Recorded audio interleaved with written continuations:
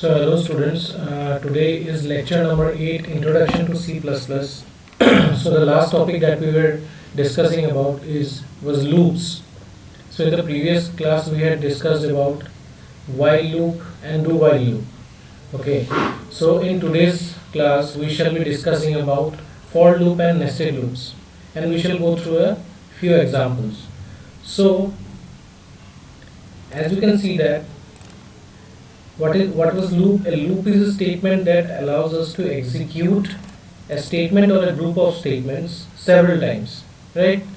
So it allowed us to execute a statement or group of statements several times, as you can see.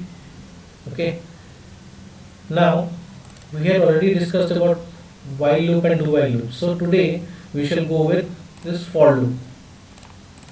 So now what is for loop? A for loop is just a repetition control structure that allows you to efficiently write a loop and execute that loop specific number of times. Okay, so let us look at the syntax of for loop. So here what we must know is that the syntax of for loop looks like this. Okay, the syntax of a for loop, it looks like this. So firstly, in for loop you have the initialization condition. Here it is given as init. Init means here init, or init means initialization. So what it means is that the value, suppose I, you have taken a variable named I for iteration, so iteration value has to be initialized here. Okay, iteration value has to be initialized here. After that you have your condition. After that you have your condition that up till when the loop shall run, and your increment factor, by how much factor do you want to increment. Okay, so if we look at the steps, the init step is executed first and only once, means the initialization can be done only once. Okay, so initialization can be done only once means that you can initialize the starting point. The iteration or the starting point of I can be initialized here at this place. After that you have your conditions. Now what is condition? Condition means suppose you want to execute your loop till it reaches, suppose, the number 100. Okay, so here you will write the condition as I less than 100 or less than equal to 100. If you want to execute it less than 100 and stop at 99, you will write less than equal to, or if you want to go till 100 you write less than equal to 100, and after that you have your increment factor. So I hope it is little bit confusing right now, but we shall go through a certain example. Okay, so see this very code. Okay, this very code. So at the starting, at here you will write namespace std, and after that maybe the header files. Okay, so let us look at this part. Let us look at this part. Now here is a for loop. Here is a for loop. Let us run this code and see. Okay, so this is the initial code. Let me make the font little bit bigger so that you can see.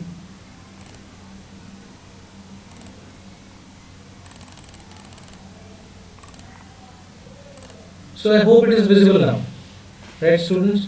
So initially you have your header file. So this is the header file, hash include iostream. You can include other header files as well. For example,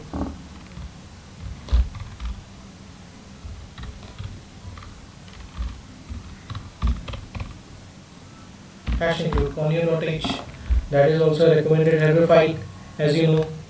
And using namespace std means you are using the standard library functions. This is the main function, and this open parenthesis and close parenthesis, in between that you write your main function. Okay, so now what this program does, it prints all the values. Suppose we want to print all the values beginning from, we want to print all the values beginning from, let's say, 10 till 20. Okay, so how we are going to do that?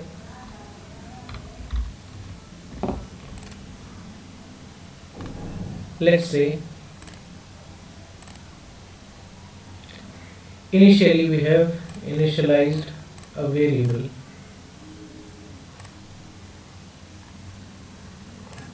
okay, a equal to let's say the initial value which is holding is 10. Okay, the value which this is holding is 10. So now firstly it will print cout when the loop executes. Okay, when the loop executes, initialize a equal to 10, that means what? A value has been initialized to 10. A value has been initialized to 10, let's say. Now it will check a less than 20. Is 10 less than 20? Is 10 less than 20? I hope you all understand that 10 is a number less than 20. Yes. Am I right? Yes. So it will check again. Is a less than 20? Yes. Of course, 10 is a number which is less than 20. Right? Then a plus plus. Then a plus plus. Now let us run the program and see.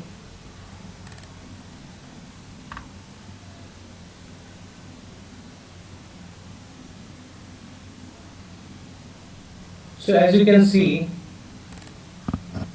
it is printing numbers from 10, 11, 12, 13, 14, 15, 16, 17, 18, 19. Right? It has printed 19 numbers. Now what happens is that let us see the execution or the logic of this. Okay. So now initialize a to 10. Right? A has been given the value 10, and first this statement executes. Okay. This statement executes, and it prints the value of a is 10. Okay, now in the second time what happens, this a value, now it has printed 10, a equal to, let's say it has printed a equal to 10.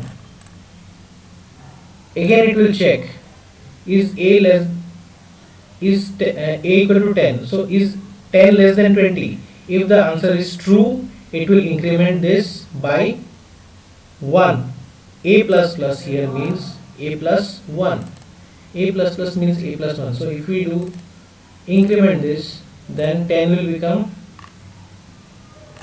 the value 10 becomes 11. Right? So again it will print, the value becomes 10. Now again it will print the value of a is 11. Whatever is stored here, it will print this. Again, is 11 less than 20? The evaluation is done, or the condition checking is done. The condition checking is done. Remember, my dear students, that this value, this statement, int I equal to 10, this is the initialization statement, and this gets executed only once. This gets executed only once, and this condition, my dear friends, is checked again and again, a less than 20. So it will print a equal to 11. Again a plus plus. Again a plus plus. So what happens is that when we do a plus plus, the value gets incremented by 1. Now this time the next value, a plus plus, means 11 plus 1, it will become 12. 11 plus 1, it becomes 12. Now again it will print through this statement. Through this statement, it will print the value of a. What is the value stored here? What is the value stored, my dear friends? The value stored here is, this time, a equal to 12. Right? A equal to 12. Similarly, these values, it will go on. Right? Let's do one more iteration. Okay. Now it will check again. 12. Is 12 less than 20? Is 12 less than 20? Yes. Again it will, is 12 less than 20? Yes. Then it will do a plus plus, means 12 plus 1. What is 12 plus 1? It becomes 13. So here a equal to 13 gets printed, right? So the condition or evaluation checking goes on like this, and the statements get printed like this, as you can see in the output. As you can see in the output screen, all the printed values of a appear like this. Okay, all the printed values of a appear like this. Now it has printed till 19. What does it mean? Let us check. So my dear students, when this value reaches 19, suppose it has printed a equal to 19,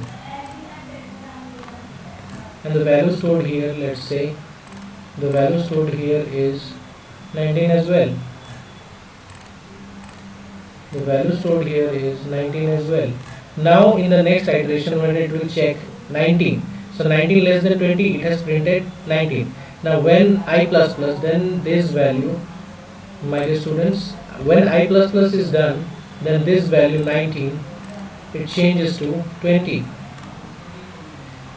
This value, my dear students, this value changes to 20, right? Now this value changes to 20. Now again the condition checking is done. Is 20 less than 20? No, false. So since this statement is false, it gets out of the loop at this return 0. Okay, it comes out, the control comes out of this loop, and the execution of the program ends. Okay, so as you can see, how many numbers it is printed?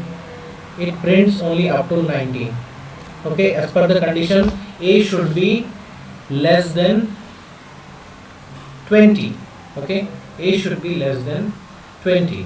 Now what if, let us do an experiment, that what if we want to print 20? We just have to write equal to. Okay, we should save and let's see whether it works or not. See, now the value has come up till 20, just because this time it will check a less than equal to 20. Now a less than equal to 20, what does it mean? A less than 20, when the last condition is being checked, it will check till 19. Again a plus plus will become a, the value stored in a, this time the value stored in a is 20. So is a less than equal to 20? Is 20 less than equal to 20? Yes, my dear friends, 20 is less than equal to 20, and again for the last time this statement gets printed and we get a result such as this. As you can see here, my dear friends, the value of a 20 gets printed. I hope you all have understood. Please go through the video again so that you have a better understanding of this loop. Okay. Now coming to nested loops. Okay, nest or nesting, what does it mean? A nested loop is a loop in which one loop resides inside another loop, where the inner loop gets executed first, satisfying all the set of conditions, and since this code of block of a loop can include any legal C++ statements, we can place a loop inside a loop. See, my dear friends, as you can see this example, if you see while, this is the while loop, this is the original while loop, and inside this while loop we have a for loop. So this is an example of nesting, my dear students. This is a proper example of nesting. Means one loop, this small loop, my dear friends, this small loop is inside this bigger loop, right? So that is why it is saying that a nested loop is a loop in which one loop resides inside another loop. So this, my dear friends, is the basic syntax of a looping. Okay, so I hope it is visible now. So this is the basic structure of a nested loop. Okay, now nested loops are useful. Okay, nested loops are very useful. When we pass through the outer loop, you need to repeat some action data found in the outer loop, right? So now we have certain syntax. Now syntax for nested for loop. Okay, so nested for loop, what does it mean? one for loop inside another for loop. Okay, let us see. This was one while loop inside, and inside the while loop there was a for loop. Okay, similarly, look at this. This is the syntax for a, this is the syntax, my dear friends. This is the syntax for a for loop. So what is syntax for nested for loop? In a nested for loop, we have for loop inside another for loop. Okay. Going to the next, we have while, nested while loops. So nested while loops means one while loop inside another while loop. Okay, one while loop inside another while loop. Just look at this example. You have here you have one while. Let us assume that here in this block, in the inner loop, there is also a while, right? There is also a while. So this will be a nested while. Similarly, we go to the next one. Nested do while means there will be a do while, there will be a do while, right? There will be a do condition, do while. Inside that, there will be another while loop, nested do while loop. Okay. Going to the next. Let us do an example today. Okay. Let us do a simple example. What is the program all about? Let us do a C program to find the sum of n natural numbers. Okay. So using this loop, we have to find the sum of first n natural numbers. So my dear friends, what are natural numbers? Natural numbers such as 1, 2, 3, and it may go up till n. So it is upon us that up till which value we want the summation.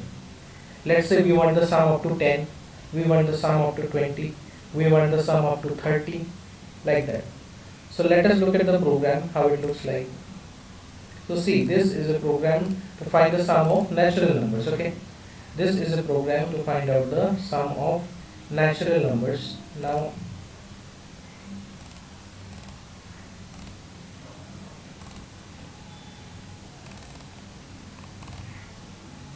so students, see, this is the proper header file.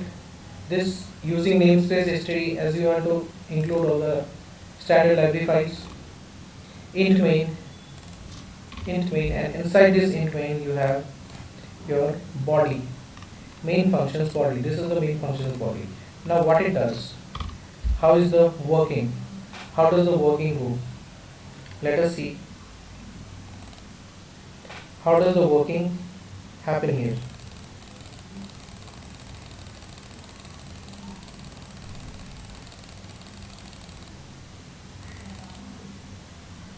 Now there is int num, the number which we want to see, my dear friends. We have created a variable named num. There is a variable named sum, and we have initialized sum to 0. So I hope these steps are clear. Int num means we have created a variable named num. Okay, we have created a variable named num. Then you have sum, you have a variable named, let's say, sum, and we have put the initial value of sum as 0. Okay, now I is for the iteration, okay, I stands for iteration. Now what happens is that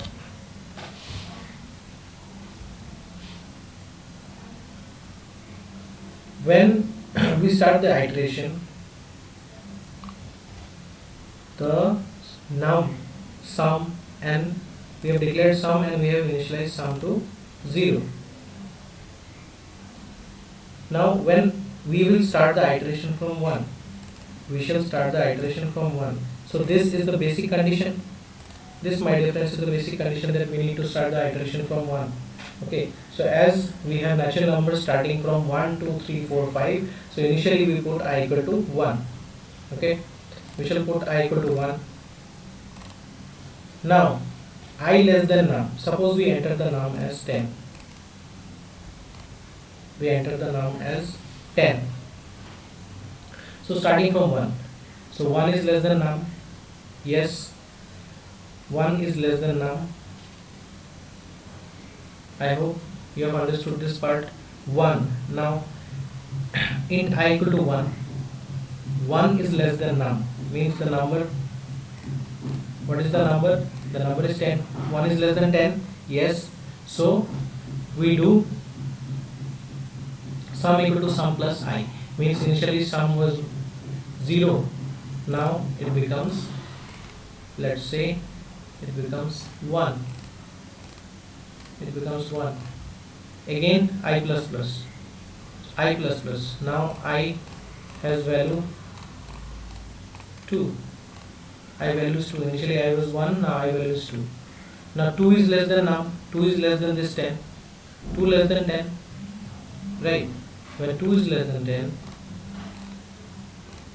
when 2, my dear friends, is less than 10, again we have sum, so previously it was 1, so 1 plus how much? 2, 1 plus 2, so 1 plus 2 it becomes 3, 1 plus 2 it becomes 3, right?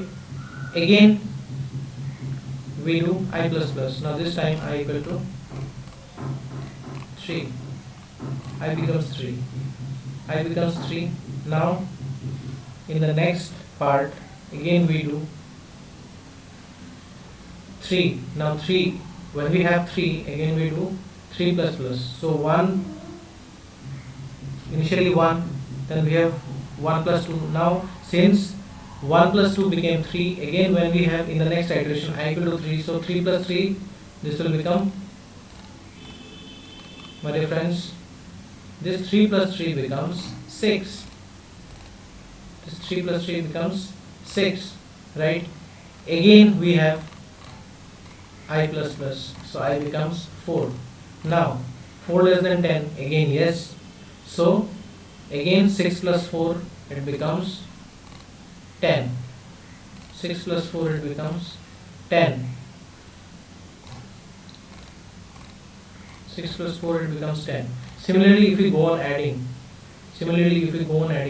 the ultimate result or the final result here which is stored, gets stored, means suppose we start from 1 and we go until 10, since it is written I less than num, so since here the number is 10, this value, this number, this is the value of n, so from 0 to 10 if we have a sum of all the numbers, means 0 from starting from 1, if we have summation of all the natural numbers, then my dear students 1 plus 2 plus 3 plus 4 plus 5 plus 6, 7, 8, 9, 10, till here the sum should be 55. The sum should be 55. Let's check whether this program executes correctly or not. Enter a positive number, means the value of n we have entered. So as you can see, my dear friends, the sum is 55. The sum is 55. If you want to calculate it manually, you can also do it. Just cross verifying. Okay, just cross verifying. If you do 1 plus 2 plus 3 plus 4 plus 5 plus 6 plus 7 plus 8 plus 9 plus 10 equal to 55. See, you can take the example of this for the iterations as well. Okay, let us see how. Initially the value which was here is 1. Now 1 is less than 10, yes, so I plus plus, I is equal to 1 na? So I is less than 10, yes, so I plus plus, means this time it becomes 2, this time it becomes 2, right? So 1 plus 2, right? 1 plus 2, again I plus plus, it becomes 3, so this 2 plus 3, 2 plus 3, sorry, 1 plus 2 plus 3 plus again I plus plus, I plus plus means this time I becomes 4, so again plus 1 means plus 4, again plus 5 plus 6 plus 7 plus 8 plus 9 plus what is the last limit that we have? N. We have n as 10. So lastly we have to add 10, and as you can see the result which is displayed is 55.